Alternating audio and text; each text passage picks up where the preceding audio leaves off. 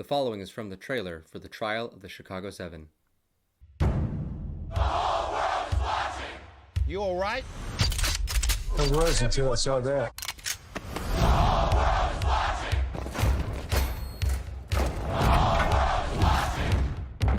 Martin's dead. Bobby's dead. Jesus is dead. They tried it peacefully. We gonna try something else.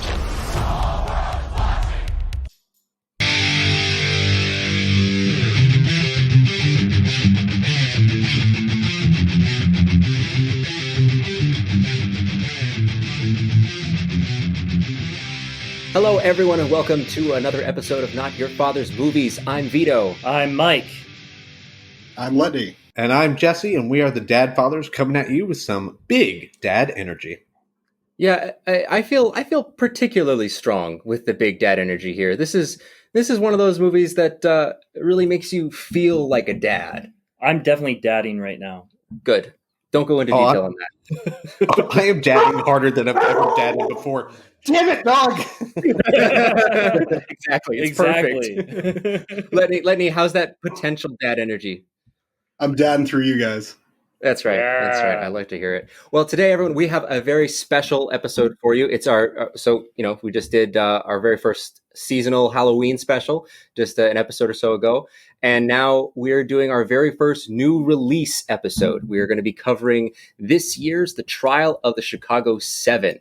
This is written and directed by a man that's been very important in my life, Aaron Sorkin, starring just an all-star cast: Eddie Redmayne, Alex Sharp, Sacha Baron Cohen, Jeremy Strong, John Carroll Lynch, Yahya Abdul-Mateen II, Mark Rylance, Joseph Gordon-Levitt, and the incredible Frank Langella.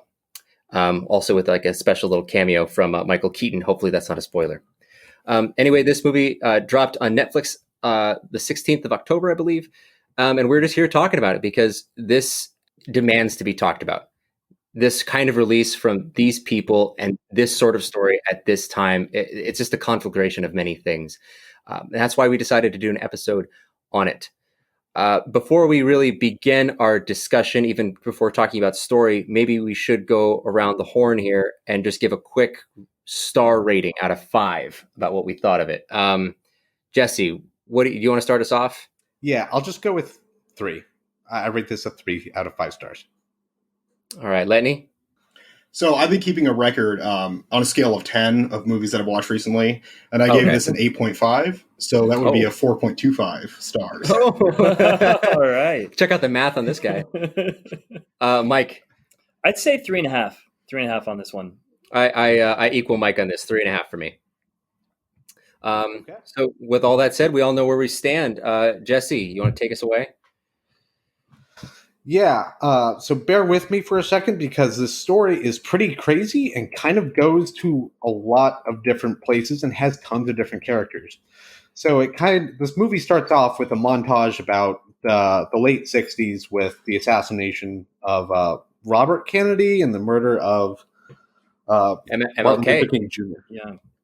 And there's a bunch of drafts going around, and Lyndon B. Johnson has increased the draft, so everybody's getting drafted. It's a chaotic time, tons of protests everywhere.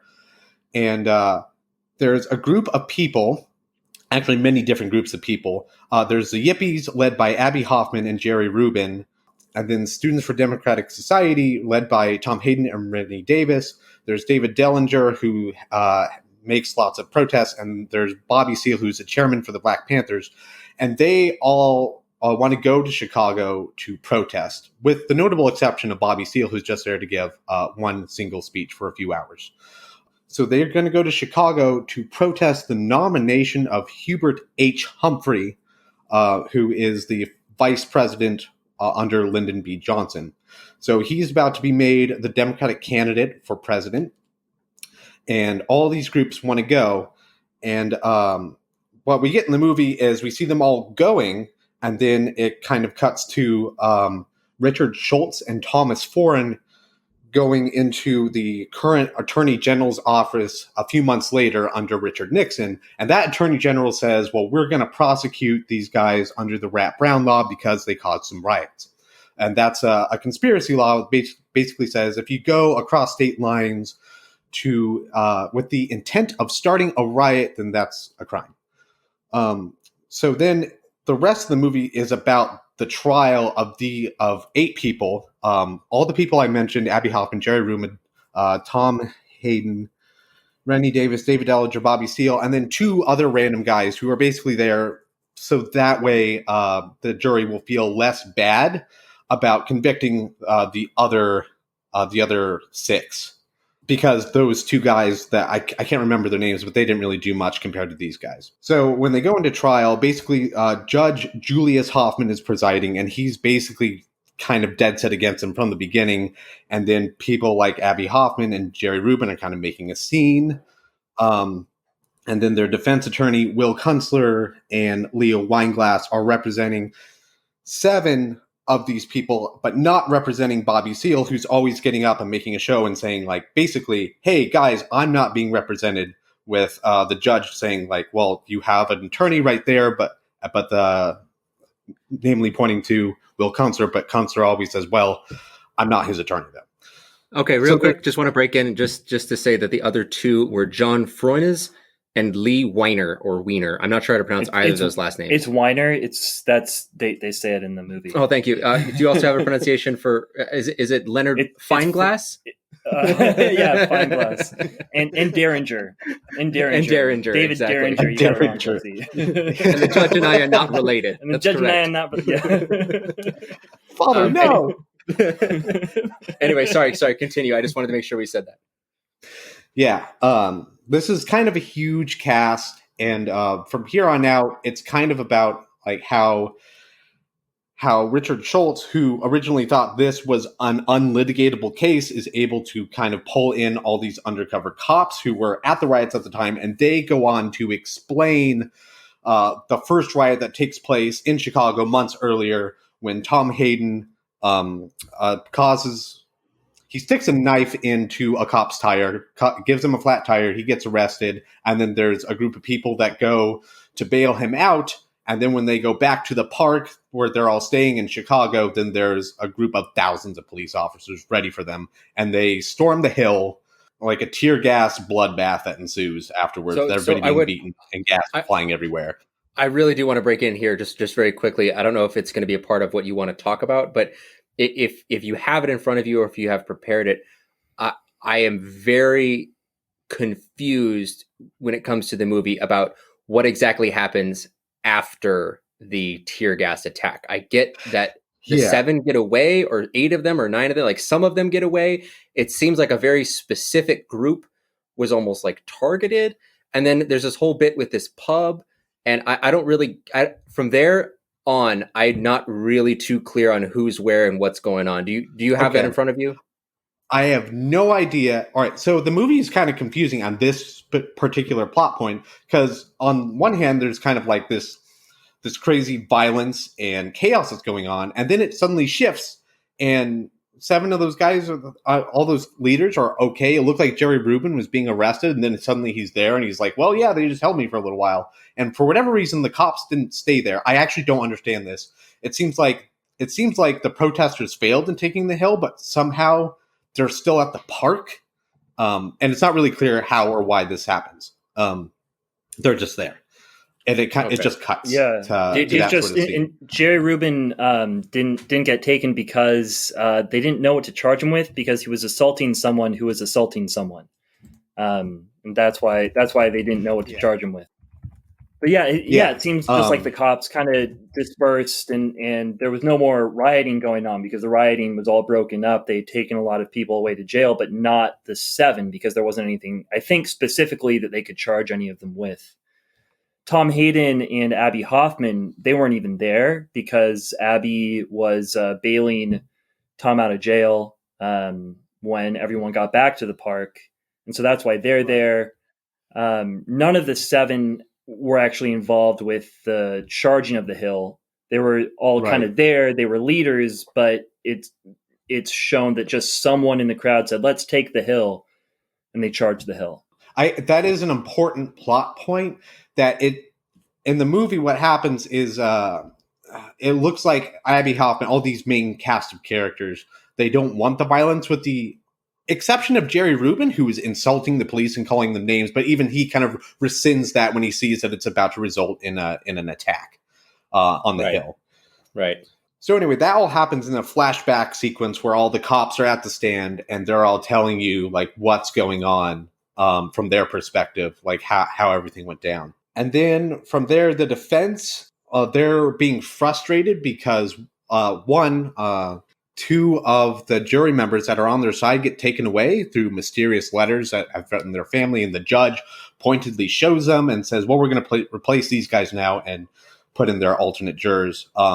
Supposedly from the Black Panthers. It's just side the Panthers. It's side, and I think it's assumed in the movie that this is fabricated. We're very led to believe that. I feel like if I was a member of an extremist group, and maybe history doesn't bear me out, but if I was a member of a group with a badass name like the Black Panthers, no way would I sign anything that just said damn Panthers.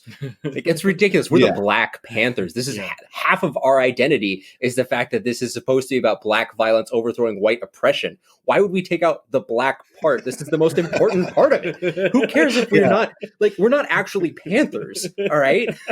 But we are actually black. So what's going on here? Yeah. And further, this letter was written to the jurors' families, and the judge pointedly shows them. And that kind of seems like that seems way out of bounds for the judge to do. Also, he never listened to them when defense counselor tries to say like, hey, could we discuss this? Like, could we talk about this privately and then decide on a route to go? I mean, look, this judge, Julius Hoffman, if you look at his history, he was well known as not liked and well known as being very partial and biased in a lot of his rulings. Famously, any new cases were taken away from him for a long time before his death. This seems like pretty par for the course for this guy. And I think we're going to get into that later with the history side of things. But in terms of how the movie shows him, it shows him just that way. He's very unfair. He's very biased. And there's tons of confrontations just like this. I won't get into all of them because it happens all the time. The one I will get into is Bobby Seale, because this plays a very important plot point. Because this Bobby disgusted me. I was enraged.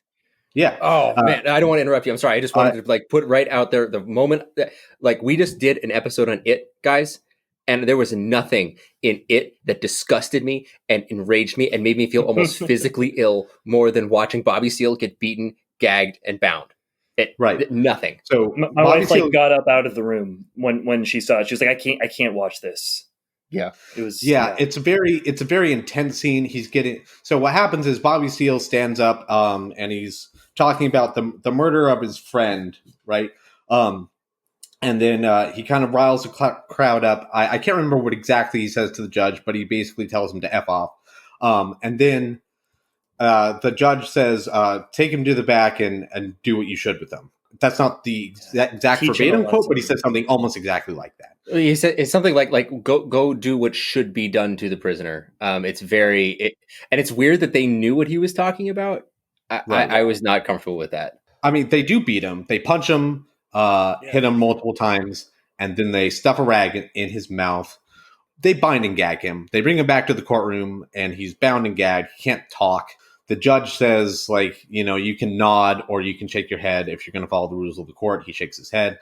And then the prosecution, Richard Schultz, says, whoa, guys, this can't happen in an American courtroom. And then he moves for a mistrial for Bobby Seale because this looks so bad. So Bobby Seale is out of there. And then now we have, instead of 8 people, we now have 7. So that's why this movie is called Trial of the Chicago 7 instead of the Chicago 8. After that, the defense, as a strategy, wants to bring up the former Attorney General under Lyndon B. Johnson, played by Michael Keaton. In his testimony, the former Attorney General says that they investigated these riots and they found that the police instigated them.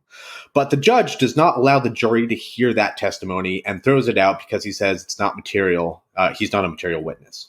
So again, the defense just keeps on getting thwarted time and time again. Finally, they bring up Abby Hoffman, and there's some debate among the defense, like, should we bring up Hoffman or should we bring up Hayden? And the two had kind of been contentious, with Hayden hating the fact that Hoffman is this crazy hippie guy who's making a scene all the time in court and having these press conferences afterwards that makes him look like a clown, and he doesn't want that representation put on him.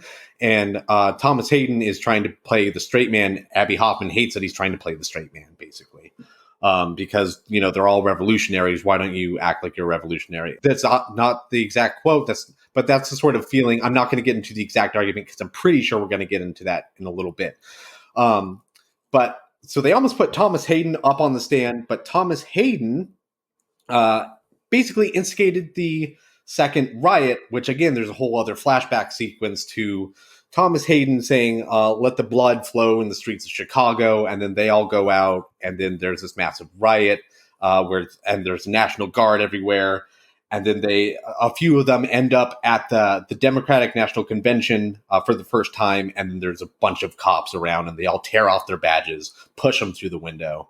Okay, so this is where my confusion was coming from here, because I have seen the movie twice, and maybe this is just me being an idiot. Okay, that's entirely possible.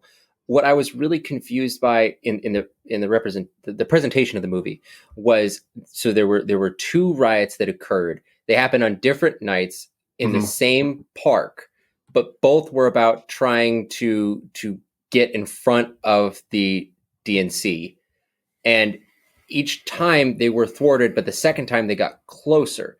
So the thing that was really confusing to me was just that I should have known there were two different times because of the day and night thing. But it was also just confusing because we kept cutting back to testimony and then to fragmented images of actions. And it was very hard for me to tell who was on trial for what and which night was it that they were on trial for. Yeah. So they're on trial. I think they're mostly on trial for the second night. That's what's really considered the real riot. And I think Tom Hayden even says at one point, like, there was a little riot which led to the actual riot the next day. I think he says in the movie at some point. Okay. So that second riot, that's the night of the nomination. Whereas the first riot, it's them trying to take back the park. The second one is they're trying to protest the DNC, and so they're riling up the crowd beforehand, and then Tom Hayden sees his friend Rennie Davis get clubbed in the head, really he's trying bloodily. To protect the kid. Yeah, he's trying to stop the kid from climbing the flagpole. Well, the cops are messing with him. Cops are trying to basically beat this kid who's climbing the flagpole, and he goes and he says, "Hey, stop!" And he throws a cop to the ground, and then the cop clubs him in the back of the head. And then Tom Hayden, who's best friends with Rennie, is he jumps on stage and says what you said, Jesse. Let the blood flow in the streets of Chicago. Yeah, they are a rioting mob at this point, but they're being met with the National Guard and trucks and lots of guns and fortified positions. Sidebar. The I'm calling a sidebar. So when they storm out in the mob, do you think it's better or worse if they're holding pitchforks and torches and yelling "Kill the beast"? Well, all right, okay. Better, definitely better, always better.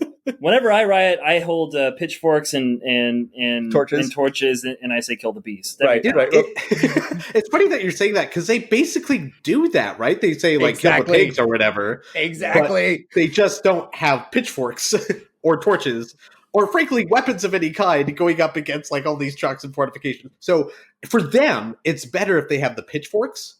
Mm-hmm. Well, hold on. Wait a second. Then they all die.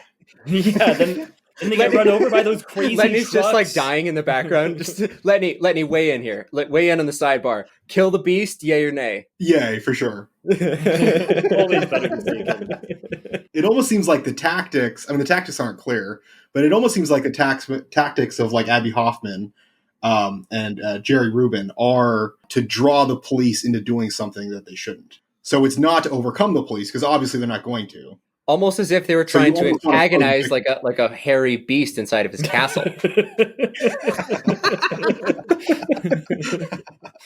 Yeah. Okay, sidebar ended. I just wanted to throw that in there real quick. Okay, but to Letney's point a little bit, part of the motivation for this is that Hoffman really just wants to get in front of the cameras, right? I think he has a mentality, and I think this is my own speculation, that he just wants, it's a protest, and if it's a protest, you want to be seen. How do you be seen? Well, you have to get in front of cameras. So that's why you got to be in front of the DNC. Yeah. I think that's general thinking.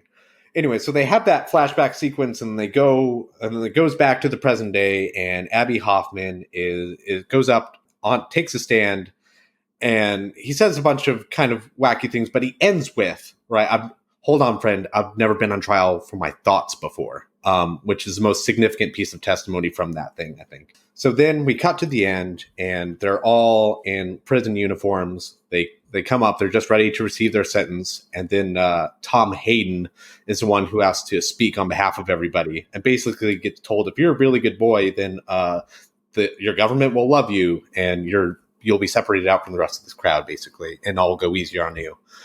If you're short and not political, there was a third requirement too, I can't remember what that is, but what he does is he gets up and he reads like 5,000 names of Vietnam soldiers who died while they were on trial that they had been keeping track of. And that ends the movie. So there's our movie. So it was a really good summary, Jesse. Thank you for walking us through that a little bit. Like I said, I did watch this movie twice, and I've had a lot of work this week, so I might just be tired. But I found the latter half of this movie particularly confusing and not very effective in its use of flashbacks. And I think that if we're going to start talking about this movie, which is almost entirely flashback, I think in terms of style, we should discuss that first. And I'd like to maybe ask Letney what he kind of thought about this, or Jesse, you seem like you want to talk about something.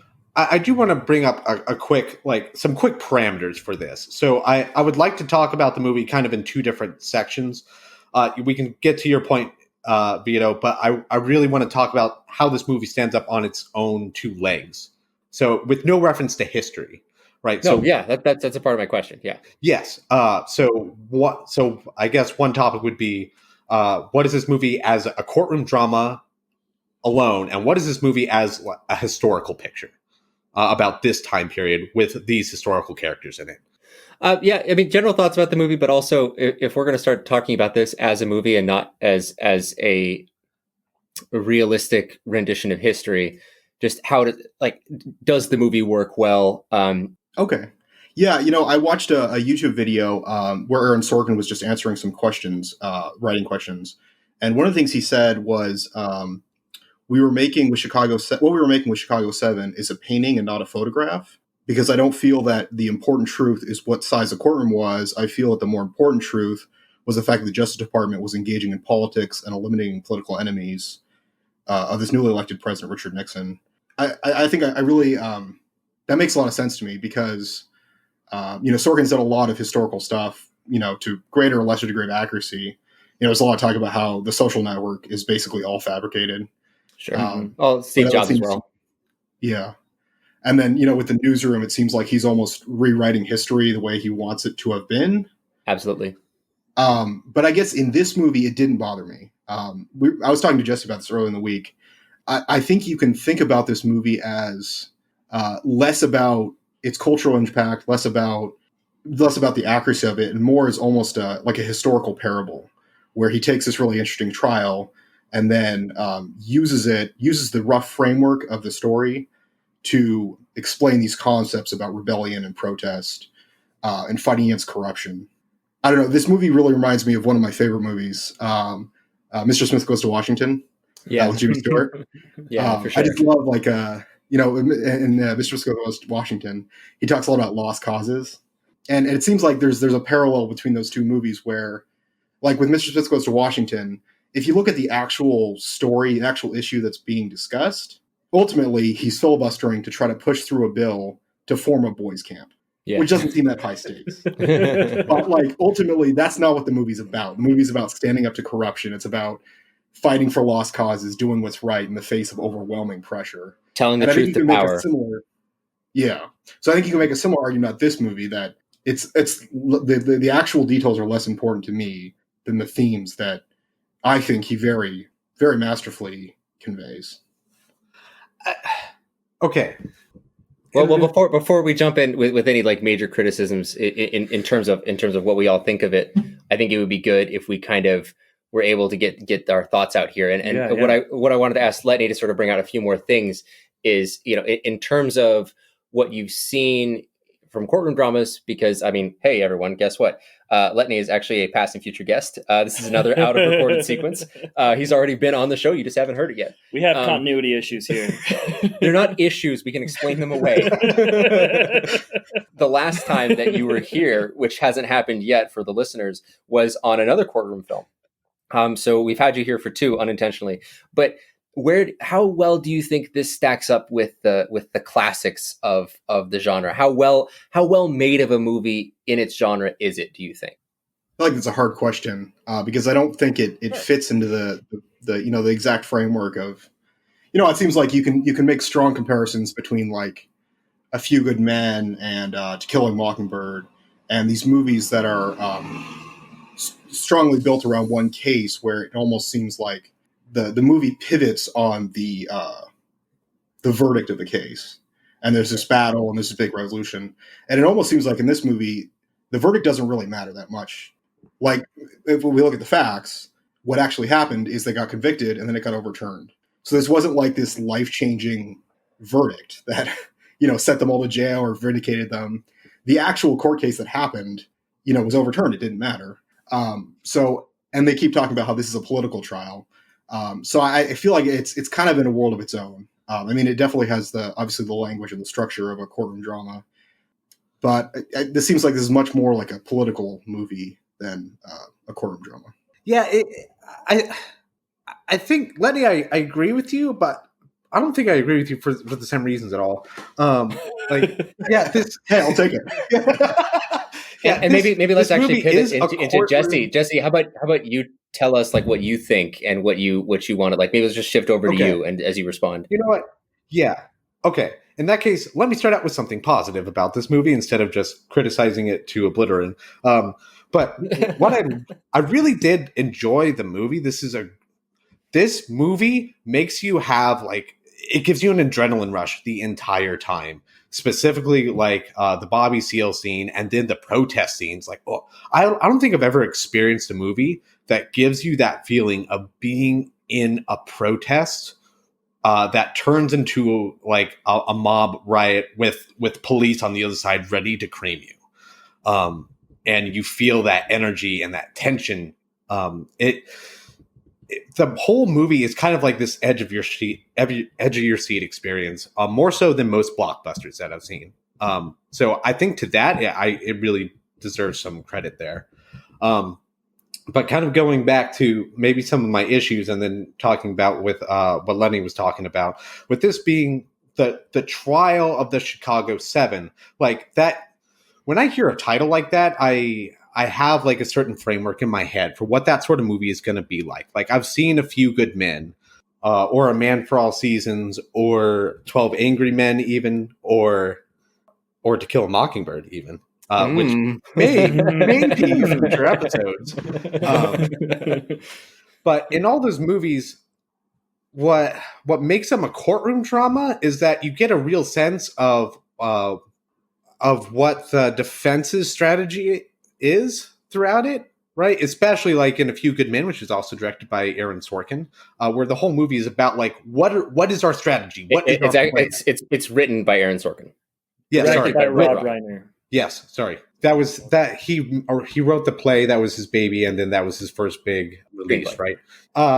So with this movie, like I never had a sense of what the defense's strategy is. Like, how are they going to defend against this idea that these people were thinking things in another state and coming into this state with those same thoughts of wanting to start a riot? In fact, I don't even see the prosecution really deliver on this. Like, I'm not really sure what the cops are quite doing or what they're explaining. So like this is supposed to be a legal battle, right? Where there's a very particular law that they've supposedly broken. And I'm having a really hard time figuring out what that is from the movie. And maybe that's a problem with the trial as a historical event and not so much in the movie. But I wish I would have gotten more of like what Consular was trying to do with this. So at the end of the day, it didn't really feel much like a courtroom drama to me. It just felt like a series of events that were happening that really sucked and were awful to these people who also happened to be on trial. I guess it was one of the things about this, that that I think makes it not a traditional courtroom drama is that I think everyone involved sees very early on that the judge is obviously biased, right? And that he's throwing out things that shouldn't be thrown out. He's rejecting, like, the first words of the trial. Bobby Seale is complaining about how he doesn't have legal representation because his lawyer's in the hospital, and how the other lawyer tried to pass a motion to get the trial postponed, and he rejected it. So it seems like right from the start, it's obvious this isn't a fair trial. Nobody's getting a fair trial here. And then throughout the movie, we're seeing constant things about, when they get rid of the two jurors who are on the defense side. Right. When they send the note, it's clear that this is not a fair trial. So again, I think this is less of a courtroom drama and more of a. Well, and it sounds, Letney, I mean, it sounds like, Jesse, your kind of complaint about the movie is, and it's could still be a fair complaint, but it is actually what Aaron Sorkin was trying to do, was to show like the courts were politicized in this situation, and that was bad. I think that your complaint is the one that you ought to have about the actual event, or at least the event is portrayed. And yeah. What do you think about that? I think to a degree you're right, but I don't see it as like the whole court system is corrupt. It really just seems like it's this one judge. This one judge is pretty awful, and he's the one that's and yeah, that is the. Well, the judge, but also the United States Attorney General and the Attorney General's Office of Chicago. Yeah. Which is, not something that I think that we're necessarily unfamiliar with. I mean, the AG who did this ended up going to jail under Nixon. Maybe this is like the same issue, but it's like I'm not really getting a cohesive whole of what the prosecution and the system's strategy is, right? Because it doesn't seem like it's a whole system. Agreed. No, Yeah. for sure. The strategy I don't get for either side. I don't really. Maybe it's just because I've seen a lot of courtroom dramas that I'm sort of babied into being able to, like, it's as if you're watching a poker game unfold, and before the poker game starts, everyone's cards. And I did not get that here. Yeah. And I didn't know what anyone's cards were. I only knew that every now and then they had an ace, and that was really kind of frustrating for me as a viewer watching it. But also, like, to both of your points here, I think that the criminal justice system and the political structure of that side of our government is for sure being questioned and held up as, if not corrupt, at least biased. I think that's shown in the movie. Able to be corrupted. Yeah, and I think that has to stand. It is a bad judge, but it's also, like Mike is saying, it's from the top down. In fact, actually, Joseph Gordon-Levitt's character Richard Schultz is abnormally fair and decent compared to his boss and his boss's boss. They're both are like, yeah, who cares? We don't care about a fair trial. We care about a win. Mm-hmm. Right, and he actually says this case is unlitigatable. So I guess it's another kind of, maybe it's not a huge complaint, but it seems like there's this shift where this movie sets up like, like Schultz is going to figure out how to litigate this. He's going to come up with a strategy, and we're going to go along with him to figure out what it is. And you never do. It just happens. It happens all of a sudden where they're in trial. It's like, oh, I guess they've lost already. Can I jump in here? Because I think, I would love to hear. I agree with you that that's the case, and I actually kind of like that about the movie. One of the things I was sitting like trying to think about this movie, and I was like, what are my questions here? One of the big questions is who am I supposed to be? Am I supposed to be one of the Chicago Seven? Like, is that in most movies, most works of art, you're stepping in the shoes of the protagonist? Am I one of them? Am I Richard Schultz? Am I the judge? Who am I supposed to be? And I think who I'm supposed to be is the jury. I'm supposed to be someone on the jury. And I think that that's part of why Sorkin has built this movie in a way where it's very confusing in a lot of ways. You're going back and forth, flipping back and forth in time. I think that's why he kind of unfolds the strategy without ever really unfolding it. The strategy sort of occurs around you, and you're supposed to kind of be making a judgment call about it, I think, whether or not this is, what it is.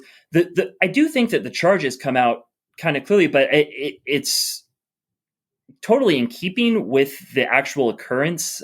It seems like So Richard Schultz, the prosecutor, he goes up to the jury right at the beginning of the trial, and he starts trying to lay out his case.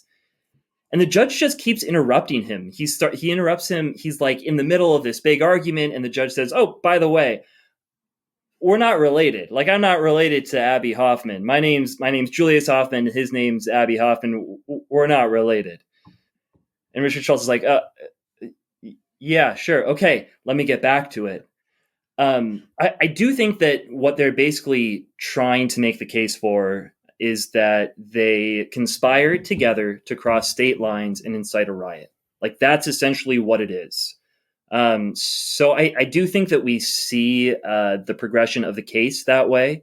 The prosecution's case that, first that they collaborated together, although we don't really see too much of that because several of them hadn't met. Yeah, but we do actually see that they are collaborating in the first 15 minutes of the movie or something like that. They're on the phone with each other. They are on the phone with each other. They know each other. Bobby Seale, it seems like, is the only one who doesn't know the other guys.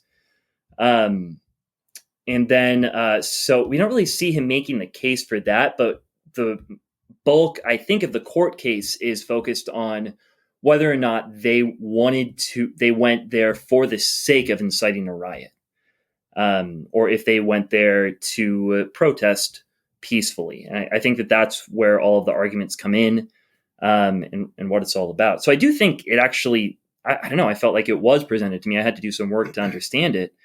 But I think it was presented to me in the way that it would be presented to a jury, where I haven't really been told what the strategy is from the prosecution side. On the other hand, I do agree. I don't think we really understand what the case on the defense's side is. I don't know really how they're defending their clients. It seems like they're just basically not being allowed to defend their clients. That's what it mostly seems like. They seem to be trying to use a multitude of procedural ways to get the case dismissed, which is a legitimate defense. And it seems like they're trying to figure out how to defend, like, how do you defend someone's thoughts? Finally, is the question, one of the questions of the movie. Yeah. That's kind of, I guess I feel that I'm saying I feel the same way that you do, Jesse, but instead of disliking it, I kind of like it. I'm digging it. I get what he's doing. I see what he's doing to me. I'm like, okay, I can get on board. Okay, I think I will concede the jury idea. I think you're right about that, because another thing that had confused me about this movie is you hear a few times like the whole world is watching, and never once do you actually see the world's reaction to any of this, which is strange. Like, what are people on TV thinking about this? Now that I think about it, if you have this movie where you're the jury, then you're the world watching. Like, you're the one that's supposed to come up with an opinion. Yeah, I kind of like that. So, Mike, in the end, when you and I have the same rating, which is actually funny because I feel like I've been a lot more critical of this movie than you have been. What in the end were your thoughts or feelings about it, just in general? Yeah. Well, dude, I was on the edge of my seat the whole time. I thought it was incredible, incredibly dramatic. I have a lot of fun with, trying to fit together pieces of things, and when they make me do that in movies. I thought it was really great up until really like the last 45 minutes. Mm-hmm. And the last 45 minutes kind of killed it for me. There's a few things that happen, like stutter steps to an ending that is finally kind of just cheeseball. It feels like I'm at the end of Matilda or Oliver Twist. I get what he's going for, and I see he could have done it well. But when Eddie Redmayne, when Tom Hayden reads out the names of the people, everyone starts clapping. Yeah, which is a really weird reaction to everyone's clapping and cheering for these dead men, and that's a really weird reaction. Yeah, I don't think that's realistic.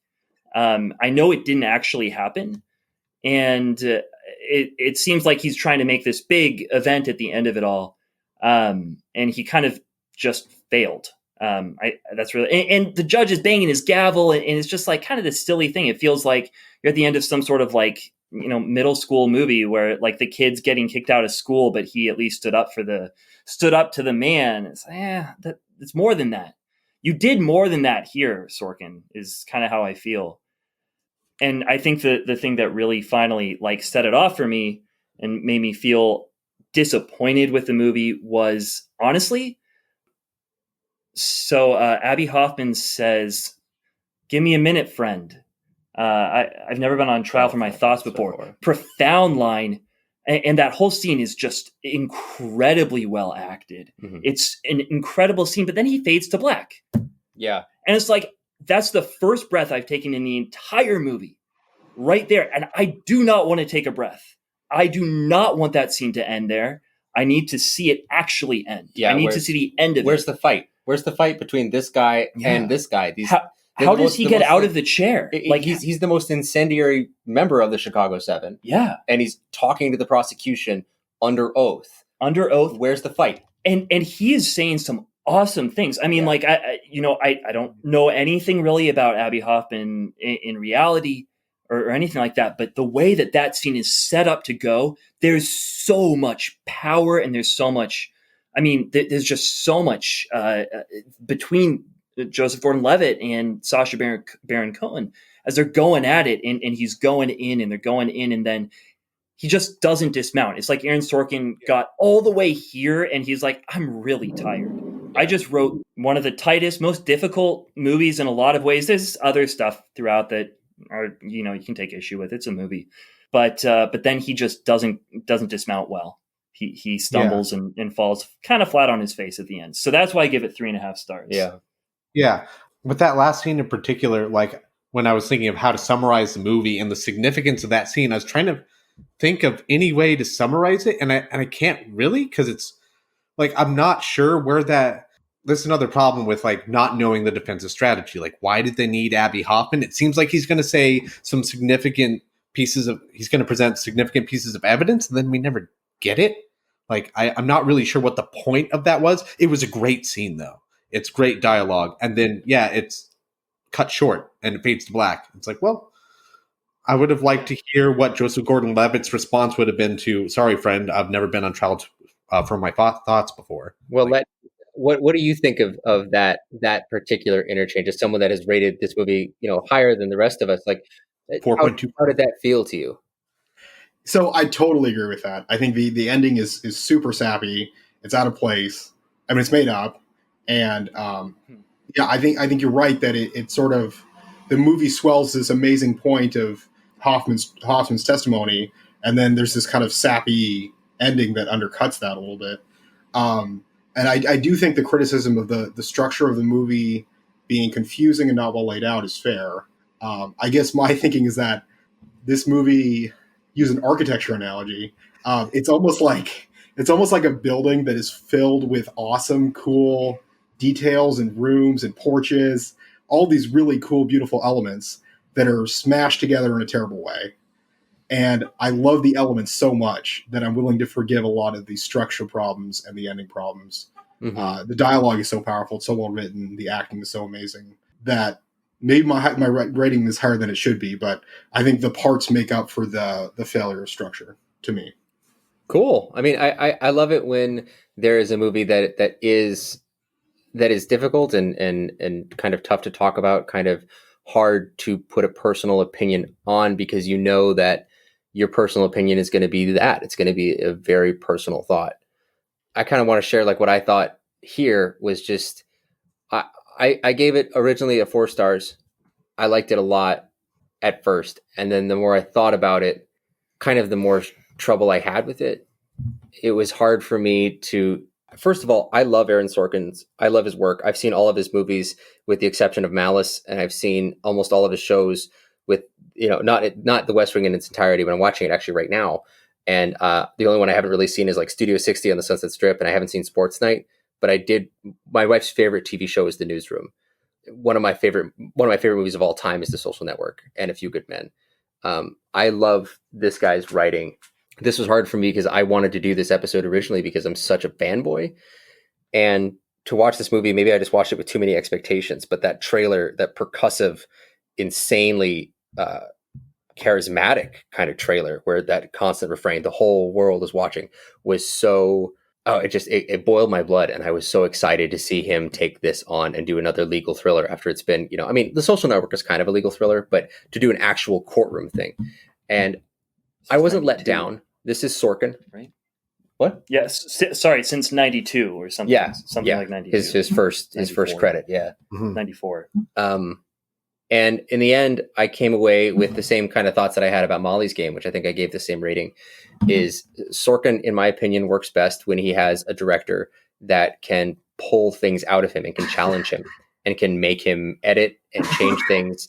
And I don't see that voice here. This movie is too long. This movie is badly paced. He doesn't seem to know what to do in terms of shooting an interesting scene. Like, for instance, the scene that really caught my attention with this that just seemed very poorly shot and blocked was when Bobby Seale in the beginning is walking out of the Black Panther office. And so there's the classic Sorkin walk and talk that ends with the two of them looking at each other and having a back and forth conversation. You should take a gun and they're not going to arrest me, blah, blah, blah. But it's shot very simply. It's just a 1, 2, 1, 2, 1, 2. And it's so boring. There were so many times where I was drawn right out of this movie by just how damn boring all of the shooting was. I could not take it. And it was distracting me so much from wanting to really like this movie and dig into it. And then the fact that he invented almost a new way of using cross-cutting with Fincher and then with Danny Boyle to do Steve Jobs and to do The Social Network. And it's so frustrating to me that when he employs it himself, he does it so poorly. He cannot seem to shoot these riot scenes very well. I am disoriented almost at all times. And I understand that might be what he wanted to do, but you can't make me disoriented when it comes to just where people are sitting when they're talking on a stage versus the audience. And I was constantly confused as to where anything was, who was who, what was happening, and where other people were supposed to be. And so for technical reasons alone, and for the schmaltziness, which he's known for, this is Sorkin. He's incredibly sentimental. But here, it really came out. And it came out too far. And that's my main reaction to it. Historical issues aside, I have some, not a lot. But just in terms of how this film was made, I don't think this movie was made more than what I would say was just competent. Yeah, I saw a video with interviews from the cast, and they were talking about Sorkin and his directing style. And one of the things they mentioned, and I think the actor was trying to praise Sorkin in this regard, but he was saying that Sorkin really cares about the script, like getting the words exactly right. But beyond that, he kind of lets the actors do whatever they want, which I think he was framing as a good thing. But I think ultimately what that means is that he's not a great director. He's great at writing, and that's really important to him, and he conveys that well. But maybe you need, someone at the helm to actually steer the ship. I agree with that. What do you think, Jesse? I think that kind of sums up how I feel about this movie. Like, there are even a lot of shots that just seem like any good director could have cleared up some confusion on. Like, for example, my wife and I were watching it, and she kept on asking, what is a conspiracy office? And why are they all there all the time? What is this? Why is everyone just lying around on the floor like this is middle school slumber party night? Like, why is everyone here? It's called the conspiracy office. I know you had a cute little bit of dialogue, like maybe don't call it the conspiracy office. And then Sorkin says, almost as if to the audience, oh, they'll get it. They appreciate irony. And I'm going, is the irony that it wasn't a conspiracy or that it was a conspiracy? Which way is it ironic? I'm not sure. What's the joke? Why is the secretary sleeping there and Tom Hayden in the same room? Are they all sharing? Are they all living there? Is this? She's dating somebody. They're all from out of town, and they're all in Chicago for 6 months. So I don't know. Wasn't she dating someone though? One of the. Yeah. She's dating somebody involved with it. I think she was, but I think that by the end of the movie, or by the time that I can't remember his name. The head of the Chicago Black Panthers gets... Bobby Seale. No, not Bobby Seale. Oh, Fred Hampton. Fred Hampton, when he gets assassinated. She was dating Fred. No? No, I don't think so. Well, she was sleeping. I think that she was sleeping with Tom Hayden at that point. It's really hard to tell. It's 60s, man. Free love. Like, I don't care about relationships and monogamy. I just want to know why you're there and why do you matter and who are you connected to in the vein of the story. Why are you here? It's basically like the lawyers set up their shop there. No, not in terms of history, but just why is she as a character there? Why in any way would she be important to this story? And why do we have to keep going back to like this Aubrey Plaza like character being sarcastic as hell? I think honestly, Sorkin just inserted 2 female characters. He inserted the FBI female agent, who apparently wasn't real, and then this secretary character, just to have females in the movie. He said, you know what? You know how to address the criticism of me not being able to write a woman? I will invent 2 women that exist only as stereotypes, thus to disprove my detractors. And have no agency in the story. No agency and didn't exist, at least one of them. There's 2 more women that have speaking roles. It's David Dellinger's wife. She says like 2 lines. And then there's Bobby Seale's woman friend who is talking to him at the beginning, and then she's done. Well, I think, and also the wife of David Dellinger is very funny because her main role of the story is to look directly at the camera from a faraway distance alongside his creepy ass kid, also looking directly into the camera. For extended periods of time, we cut to them staring blankly, very ambivalently at the camera. And I think the idea they're pacifists. I think that they're pacifists. They have to be ambivalent. This was first AD being like, pick up shots of people out there. Yeah. And he's like, all right, just look at the camera with some feeling so I can cut back to you in post when anything happens, because whatever happens, your blank facial expression will match it. And it's really annoying. And that's another thing that I fault this movie for, is that there are so many times where a great director like Danny Boyle or Bennett Miller or David Fincher or Rob Reiner or any other person that Fincher's ever worked with would have done something visually interesting. And even though this is shot by Phoebe Papamichael, who is an incredible cinematographer who just did 4V Ferrari last year, amazing work. This guy knows how to shoot. And it really feels like Sorkin had nothing to give him, had no ideas for how to shoot these things, and just said, I don't know, just do what the script says. And he looks at the script, and the script is like, cut to this, cut to that, cut to this, cut to that. And he's like, but there's no, where's your oneer? Where's your crane shot? Where's anything that is not either handheld or like in one spot? And I that is why this movie for me is only a 3.5 stars, is that it's a great script until the last like 45 minutes, half an hour. And it's a fine movie. It exists as a fine movie. That's what I think, full stop. I guess I have one more big complaint to talk about then, just in terms of a movie. So like we talked about how Sorkin goes in cheeseball mode. Like that is the worst version of Aaron Sorkin. Those are like the worst episodes of West Wing. It's when it's like it feels like he's preaching to you and you know it's him. Like you can always tell when it's like Sorkin dialogue that's talking to you and not the character anymore. And so there's one moment where it really feels like this happens. It's when Tom Hayden is being asked about taking the stand, and then they bring up the quote, right? Like let the streets be filled with blood. But then he says what he meant to say was let our blood fill the streets. He has an implied pronoun. Yeah. He has an implied personal possessive pronoun that apparently, and then Abby Hoffman says, oh, just like all those other books that you wrote. Like, it's just a habit that you do. Yeah, guys, it's like you're not hearing Abby Hoffman say it. I just heard Aaron Sorkin saying, guys, historically speaking, Tom Hayden didn't mean to say this. This is like, I've read his books and he is really bad with personal possessive or plural possessive pronouns, which I don't know if he has a condition or something, but I doubt that's a medically ascribed condition. What I think it means is just a very weird habit. I don't know what to put it down to. So I also don't want to seem like I'm shitting on this movie for no reason. Yeah. Like I said, the script is very good. And originally this was supposed to be a project for Steven Spielberg back in 2007, prior to the writer's strike. Whoa, I didn't know that. Yeah, Steven Spielberg actually came to Sorkin with the idea. Not that he would write it, but he was literally just like, hey, I've been thinking about doing this movie. And so Sorkin's like, oh, okay, maybe I'll just write it. and it was supposed to go forward, and there was all these people that are supposed to be involved with it. I mean, this part is now Wikipedia talking. Like, apparently they were going to approach Heath Ledger to be Tom Hayden, and they were going to approach Will Smith to be Bobby Seale. Old movie. And that one, this script as it is, seems like a perfect Spielberg movie, because he could make that saccharine sweet actually feel a little bit more heartfelt and genuine, at least back in the day. And this, that's really what it kind of came to. And he would also know what to do with his camera. He would be able to make everything be visually interesting and inspired. And it seems like this is his take on a Spielberg movie, which is it has all the correct beats, but none of the other things that would distract you from the fact that this is a Spielberg movie. And that's where I kind of come to it as, is it in other hands, I think this could be a great movie. In his hands, I think it never rises above a good movie.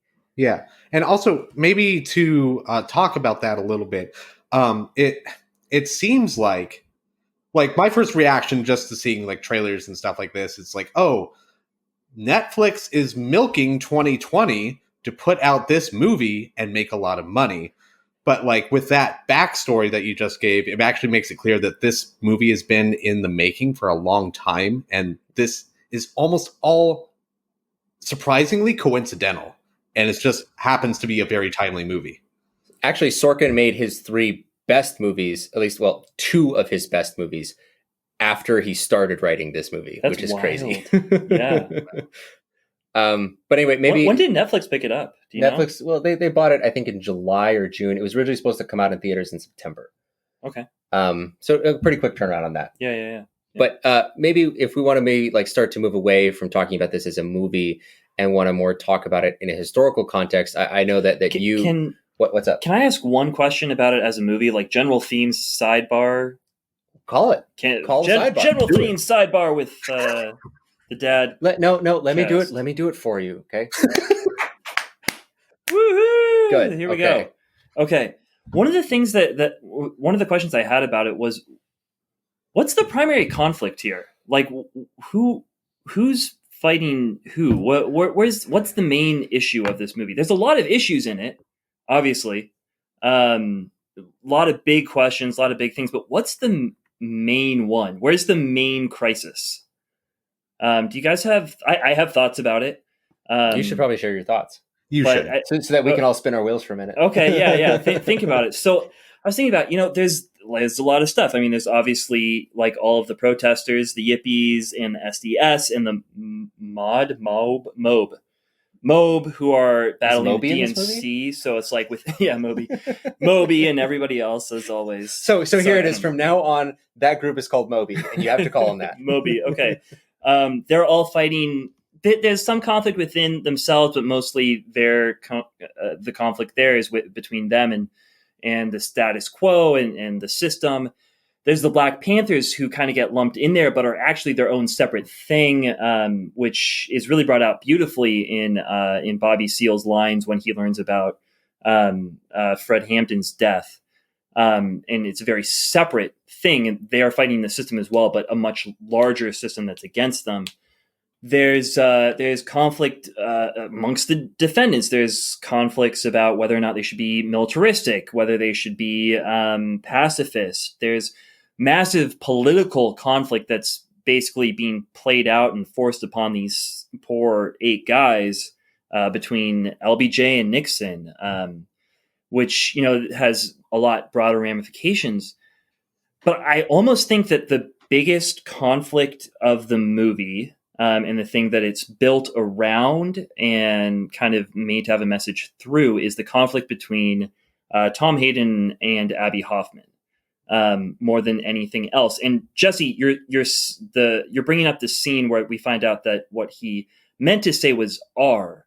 It's our blood that's supposed to flow. I think that's like the tipping point of the movie, where the crisis starts to be resolved, where you realize the issue isn't so much that they disagree on where they're trying to get to.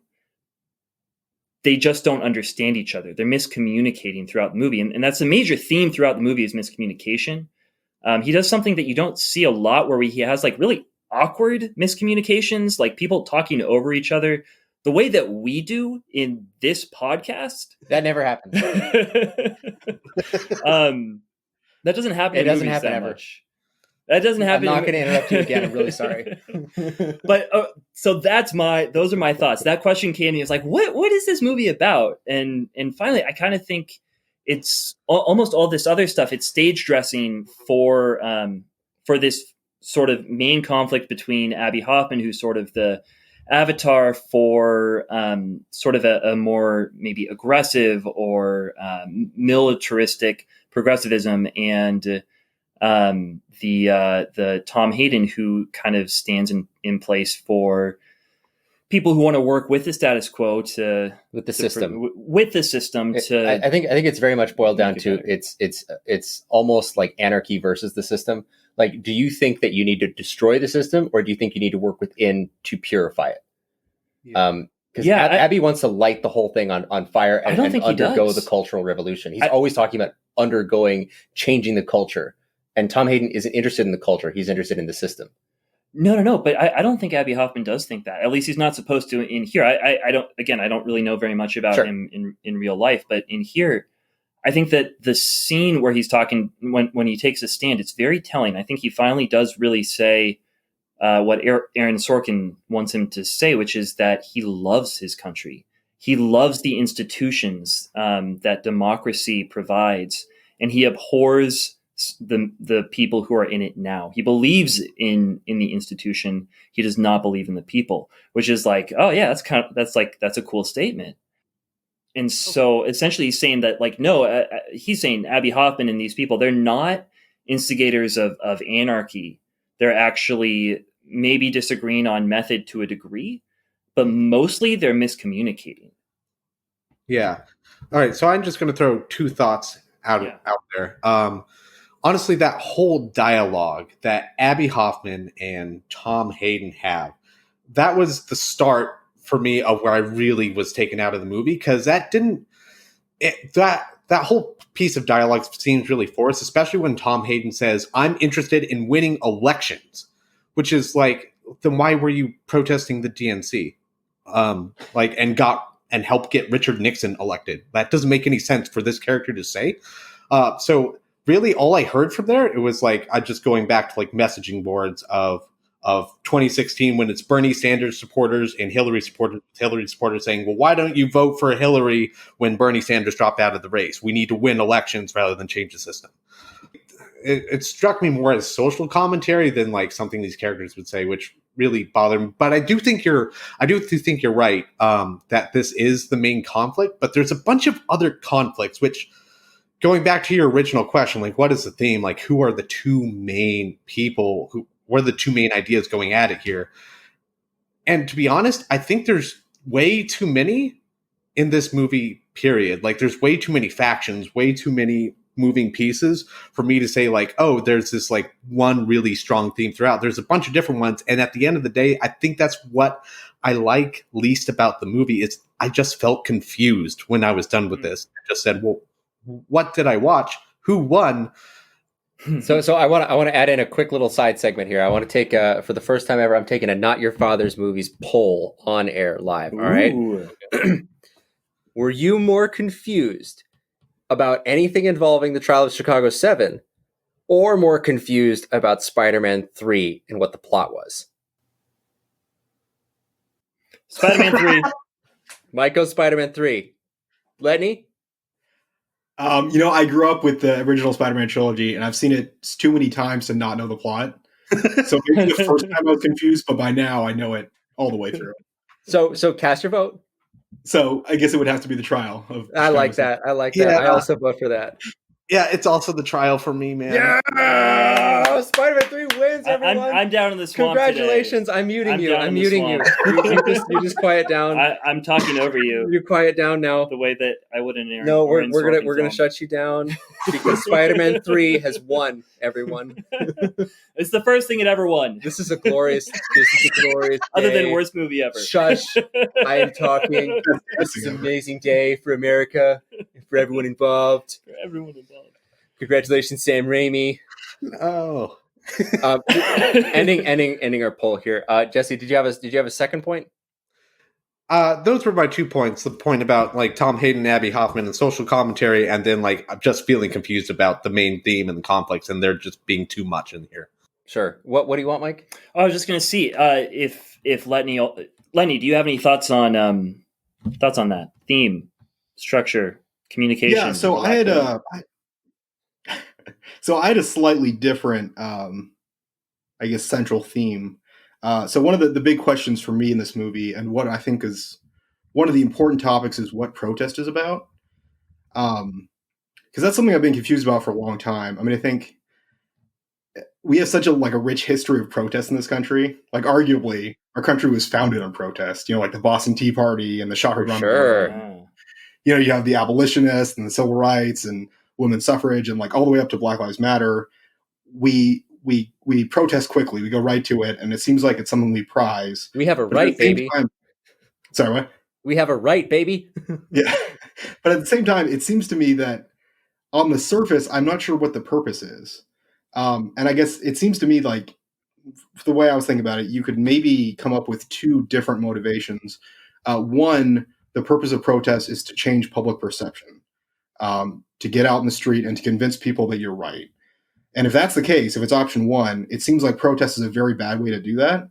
Protest is entirely peaceful. What you're doing is marching down the street shouting slogans. That's not going to change a lot of people's minds. And then if there's even the slightest bit of violence or looting or destruction, that poisons your whole cause. So it seems like if protest is about changing the public perception, it's not great at doing that. And it seems like option two, the motivation is you're trying to convince your elected leaders of the size and importance of your movement. So like if the political system has failed you, if you're in the oppressed minority and you're not winning elections, the only political recourse you have left is to get out there and make noise. And hopefully the politicians will be convinced by the amount of noise you make that they should start listening to you. And it seems like both of those positions are carried out by different characters in the movie. So like, for instance, Dellinger, in the beginning, he talks about how like he has a line where he says, this protest will go like every other protest I've organized in that it probably won't work. And then he has a couple of lines where he says like, we're out to change hearts and minds, something like that. And then it seems like Hoffman, by contrast, is all about creating a circus, creating a zoo, creating the most noise possible. Right? He talks about in that confrontational scene how Tom Hayden says, it's baffling to me that you still don't know that elections are, come before issues. And then Hoffman responds with, I don't have any money, so the only way for me to get attention is to be ridiculous. And that's what gets the cameras. And it's shocking to me that that still needs to be explained to you.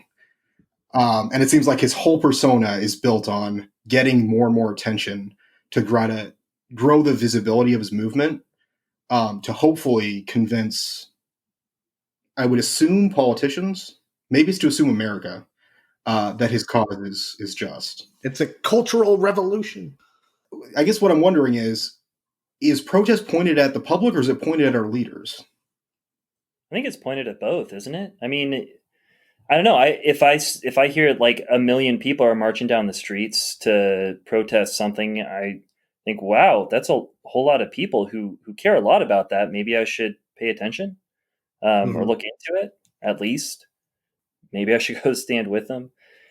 It is also a statement to the leaders, I think, in our Republican democracy. It's a statement to people who represent, a city or a state or anything like, hey, people within your constituency, they care about this very, very much, enough to do something. Like, it's so hard to do anything. And like a bunch of people not only decided to do something, they decided to do it together. Like that means a lot, man. They got up out of bed, left their houses, took time off of their jobs to all come together at the same time. I think, I don't know. I think it is profound and powerful. Yeah.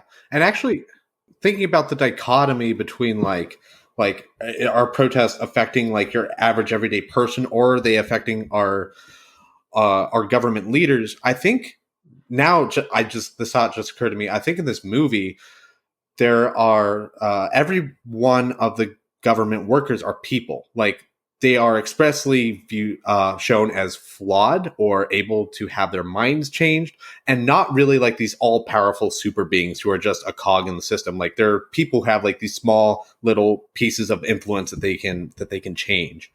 So I think protest then affects the American people, but should also affect any government worker, because they, at the end of the day, they're not, they are people too. They can be just as easily swayed by all this as anybody else. I mean, in terms of themes, just to answer yours real quickly, I think that everything that we covered here is correct in as much as I'm having a hard time identifying what the themes are. And I like that we started talking about protests, because if anything, that's what I think is more at the heart of this movie, because there's almost equal time given to shots of people protesting as there is to shots of people in a courtroom, answering for those actions that they did in those protests. And like Letney was saying, it's such an American thing to do. Yeah. You don't like it, protest about it. You have a right to march peacefully and say you disagree and hope you can change hearts and minds that way. That's about as close to a theme as I can find here. Is what you're talking about, communication. Here it's protest as a form of communication. Yeah. And honestly, Letney, I think you made me appreciate the movie a little more. I just wish this theme had come across a little more strongly and a little more focused, because it does seem like there's also the trial and courtroom stuff, which doesn't always apply to that idea of protest. Well, I guess getting into that, I wonder if we were talking earlier about what is the trial, like what are the motivations for the two sides? What are those ultimately about? I think now that I'm thinking about it, maybe you could even make the argument that this trial is about protest, because what the prosecution is doing is they're bringing up what I think was a Jim Crow law about suppressing the activism, civil rights leaders. And I think they said in the district attorney's office that no one had ever been tried for this. So they were using this law that was meant to suppress protests, meant to suppress minorities. And then it seems like the defense, it's almost like there's two parts of the defense. There's like the straight-laced guys, like the lawyers and Tom Hayden, who are still thinking about this in the framework of we have to win this case, we have to be exonerated. And then it seems like there's almost the people who understand what's really going on, like Hoffman, who think about this more as we have a stage right now, and this trial is almost an extension of the protest that we did in Chicago. And the actual facts of who wins and who loses doesn't matter. It's all about, protest is on trial right here. Yeah, Rennie's constantly making them remember that he's right. He's the one who's keeping the names. He said, "This is about ending the war. This is about bringing our boys home. This is about the protests that we held before. It's not about us." Yeah. It's a political. Well, it's interesting to me that the movie starts with TV announcements of draft notices and ends with a list of the people who died. So that's the whole big theme of this movie, is that 500,000 Americans got sent to a war against their will to fight in a war they didn't agree with, Yeah. And like the place that protest has in maybe ending this conflict. Any other thoughts, Jesse? At the end of the day, I think Letney is right. And again, I think you are making me appreciate the movie much more, but it's still a mess to me. I wish this all would have. I think in the hands of any really capable director, this really could have come across better. It's actually making me slightly angry, liking this movie anymore, because I feel like I'm already being more than fair, and hearing, especially your input, Letney, but also your kind of leading question, Mike. Objection, leading the witness. I know, sustained. Sustained. Mark me with contempt of court for speaking up too loudly in the face of something that maybe is better than I'd given it a ring for, which is also, I have to say, irritating, and must, I think, stand as a detriment, because I saw this movie twice. We have now been talking for almost an hour and a half about this movie, and if it takes that much dialogue and that much time to get at the heart of something, to appreciate it for being good, I don't think it was delivered well in the first place. It should not take this long to unearth what's good about something. So I'm going to double down now on my criticism. Sustained. And say sustained, exactly. To say that yes, these are all great ideas that are inside of it. And thank you guys, especially in this conversation. You maybe appreciate this more. That's why I've been like pretty quiet as I'm really listening to it, and I'm learning more. And I just have to say this doubles back on the movie. This is now a twofold criticism. You're so good, you didn't know it, and you made yourself not good. So Pito, would you bring your rating down half a star, maybe to 3 stars? Would you join me in the 3-star club? I would love to join you in the 3-star club. I'm gonna have to give it some time. Let's give a final ranking at the end of the episode just to see if anyone changed their mind. Okay. Sure. Because now I'm spinning my wheels here because guess what, guys? This is a new kind of format for us. I mean, we've never done a new release movie where we're some of the first voices that's really out there to really deep dive into this movie. I mean, The Big Picture has talked about this. The Slash Filmcast has talked about this. I have not listened to those conversations because I didn't want it to influence how we talked. But there's not been a lot of these deep dive talks, and it feels kind of scary to be on the hairy edge. You know what I mean? Mm-hmm. Yeah. But I think considering our time limit, we're pretty far over on our discussion of the movie. Yeah, for sure. Did you have any closing thoughts, Mike? The only thing I wanted to ask is a fun question. Who gets the Best Actor nomination from this, and who gets Best Supporting Actor? Because we got a couple on both, don't we? Oh, Sacha Baron Cohen. Yeah? Yeah, Sacha Baron Cohen. Hey, Best Supporting Actor, though. Who gets that nomination? Because someone's going to be. No, Frank Langella. Yeah, you think so? Look, at least for my book, I'm not saying he's the one going to be nominated, but in my book, he has such a relish. He has such a command of what he's doing. Also, I don't... You don't think Jeremy Strong? No. Jeremy Strong is... No, I don't think that what he's doing here is particularly interesting. It's fun. Okay. But I think I thought Jeremy Strong's accent was atrocious, too. Well, he's doing a Bob Dylan. Yeah. He's obviously affected. It's transparent to me. I don't know. Because we've had like 6 seasons of Succession. That's why. 2. I don't know. It feels like 6. From the number of people that talk about Succession, I swear this show's been on for a decade. I've only seen the first season. But I don't think that Sacha Baron Cohen would get a nomination for lead because he's not the lead here. The lead is Eddie Redmayne.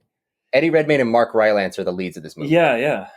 He would be the supporting actor. And Eddie Redmayne is pretty good, but he's not. He's fine. Like, he doesn't emote anger very well. Whenever he emotes anger and he hits the wall at one point, it's just like I had no idea you were about to do that, dude. I did not sense that anger coming off of you. I did. You don't seem that angry to me. He does channel intensity very. He channels. I don't know if it's very well. He channels it. I don't think he does. I think he does a very serviceable job in this movie, especially because, like I say, he is kind of our main character, but simply because he's just on the screen more than the other ones. He's involved in a lot more of the important plot points. I suppose that's true. He's always there. He's at everything. Yeah, for some reason, he's always the one going with the lawyers. Yeah. Always.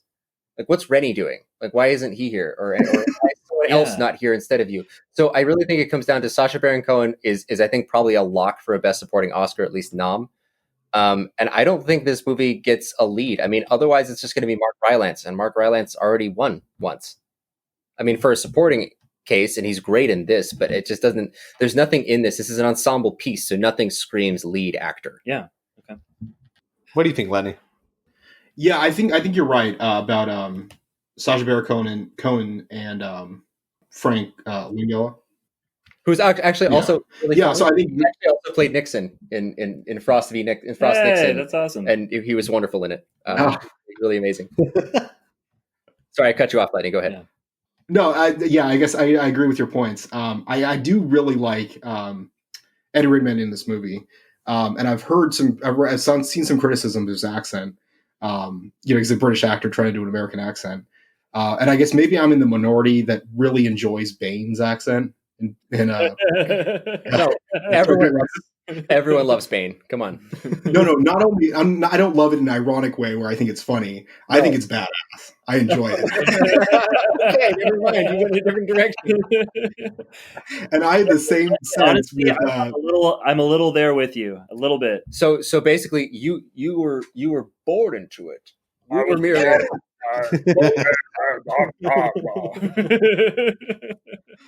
But also, I think that Eddie Redmayne, though, with his accent, I've seen this criticism thrown at him a couple times. I really just think he just has a strange mouth. Yeah. He just has a very He does. way of talking, and I don't think this is down to him doing a good accent or not. Eddie Redmayne is just a very distinct way of speaking, and I don't think he can hide that very well. Yeah. And I don't think I honestly don't know if it's possible for him to hide it. He just has a weird voice. Yeah, so I really enjoyed his voice in this movie. And also, Sacha Baron Cohen had kind of an over-the-top accent, but again, I really enjoyed it. So those two were probably my favorite in the movie, although the judge was amazing as well. Well, I mean, to be fair, Abby Hoffman in real life has an even more over-the-top accent than Sacha Baron Cohen gave him. Let's transition over into history then with that discussion of Abby. Okay.